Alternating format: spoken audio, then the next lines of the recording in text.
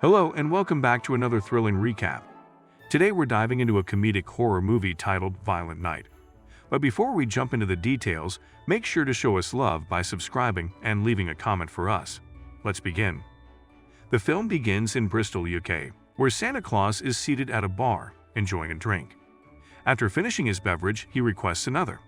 Another person dressed as Santa Claus joins him, asking if he just finished work. Santa explains that he's on a break between shifts, mentioning that the reindeer know the way, and he merely sits in the back. The man and the bartender laugh, assuming Santa is joking. Santa then shares his thoughts about considering quitting being Santa Claus due to the increasing selfishness and materialism of children. He abruptly leaves through the door leading to the roof, handing the bartender a gift for her grandson before departing, leaving her puzzled about how Santa knew her grandson's name.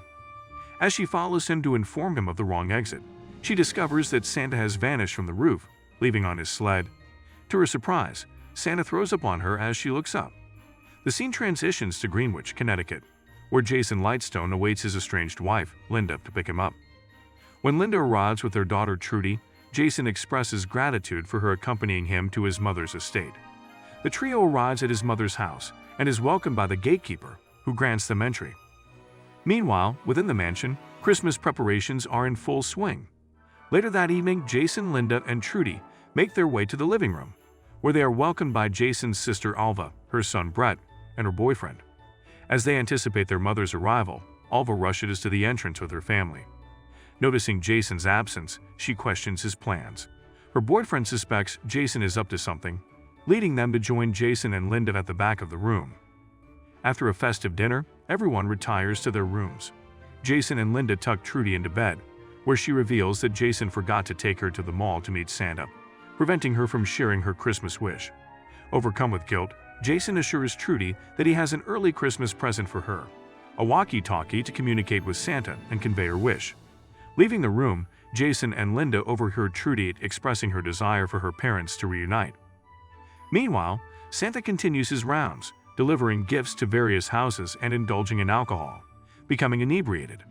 Upon reaching the Lightstone estate, he discovers the cookies left by Trudy. Santa grabs a bottle of alcohol and settles into a massage chair for relaxation. Simultaneously, a bodyguard enters the security room, incapacitates the on-duty guard, and informs his accomplices that their plan is underway.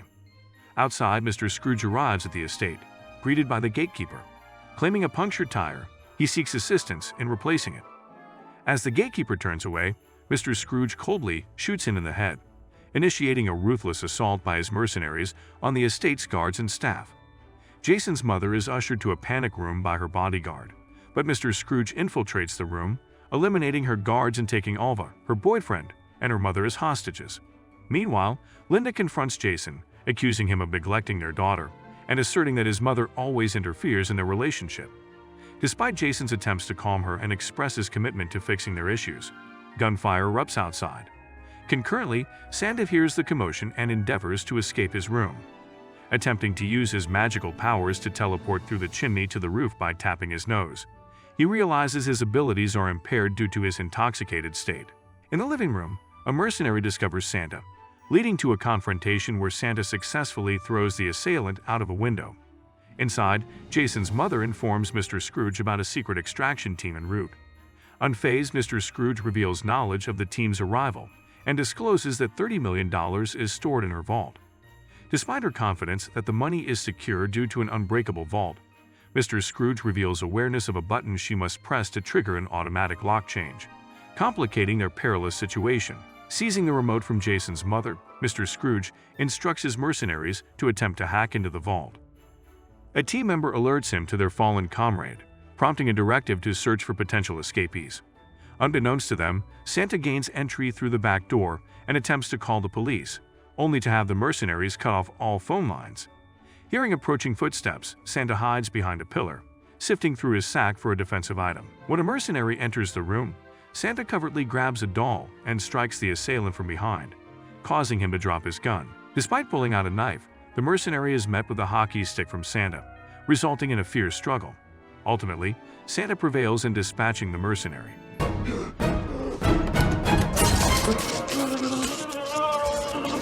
Meanwhile, in the living room, Linda has Trudy lie down and uses her walkie-talkie to communicate with Santa. Santa, hiding the mercenaries' walkie-talkie, hears Trudy's distress and reassures her. Santa heads to the gatekeeper's hut, but discovers the phones are still non-functional. Responding to Mr. Scrooge's calls, Santa informs him of the mercenaries' demise, warning him to leave the family alone or face consequences. An agitated Mr. Scrooge confronts Jason's mother, questioning the identity of the hired Santa Claus. Despite her denial, he resorts to violence, using a nutcracker to break Jason's finger, and threatening further harm unless he receives answers. In the tense moment, Trudy, fearing for her father, asserts that Santa will retaliate if Mr. Scrooge persists. Linda tries to convince Mr. Scrooge that Trudy is merely pretending, but Trudy insists she has been communicating with the real Santa. Thielen cornered Jason in an attempt to protect his daughter, denies the existence of Santa Claus. Hearing this, Trudy flees the room and hides in the attic. Meanwhile, Santa, noticing his bleeding wound, attempts to stitch himself up. However, the excessive bleeding causes him to pass out, experiencing a vision of himself as a warrior. Trudy's voice over the walkie-talkie awakens him, and she questions if he is the real Santa.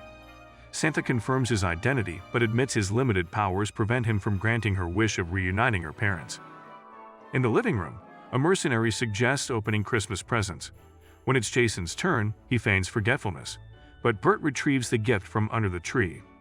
As Jason's mother opens the present, she becomes visibly upset after reading a note, but keeps its contents to herself. Meanwhile, Trudy inquires about Santa's past, and he reveals he was once a warrior who enjoyed killing people with a special hammer, likely earning a place on the naughty list. Trudy, however, sees the good in him and believes he's not a bad person. Santa advises Trudy to stay hidden while he deals with the mercenaries. Simultaneously, Mr. Scrooge informs his accomplices about the imminent arrival of the extraction team. Santa attempts to sneak up on a mercenary, but accidentally triggers a toy, alerting her. He hides in a room, but Mr. Scrooge forcefully enters, blowing down the door and restraining Santa. Inspecting Santa's seemingly empty sack, the mercenaries discover it continuously produces gifts. Unconvinced of Santa's identity, Mr. Scrooge tosses the sack into the fireplace, setting it ablaze. Disbelievingly, Mr. Scrooge recounts a childhood incident where, at the age of 10, he scared his neighbor's grandma during a Christmas theft, leading to a fatal fall down the stairs. Santa explains his non-interference policy and clarifies that he only delivers presents, which is why he didn't intervene in Mr. Scrooge's past. As Trudy cleverly distracts the mercenaries by dumping styrofoam balls into a vent, Santa seizes the opportunity to tap his nose and teleport to the roof. However, he discovers the arrival of an unexpected extraction team on the naughty list, aligned with Mr. Scrooge. Dodging their gunfire, Santa manages to escape and hides in a warehouse. Feeling disheartened, Trudy encourages him, stating that he too will find his Christmas miracle. Santa discovers his hidden hammer and, revitalized, attacks the extraction team, eliminating most of them. Meanwhile, Mr. Scrooge opens the vault, only to find it empty. Frustrated, he confronts the Lightstones, demanding to know the whereabouts of the money. In a surprising twist, Jason admits to stealing the money, driven by a desire to escape from his mother with his family. In the attic, Trudy alerts Santa that the mercenaries have discovered her, but she has ingeniously set up traps, inspired by Home Alone, and successfully incapacitated them. Simultaneously, in the living room, Linda, Bert, and Alva manage to overcome another mercenary. When Santa and Trudy join them, they head outside to rescue Jason, who's been taken by the extraction team in search of the money. A fierce altercation ensues, and with Santa's assistance, Linda takes down most of the extraction team. Subsequently, Santa confronts Mr. Scrooge, and an intense fight unfolds. Ultimately, Santa teleports both of them to the top of a chimney, resulting in severe injuries for Mr. Scrooge and Santa's demise. Witnessing Santa's state, Trudy urges everyone to acknowledge his existence, believing it will revive him. As everyone affirms Santa Claus is real, he miraculously revives. The movie concludes with Santa's reindeer arriving with a new sack, a gift from his wife, on the sled.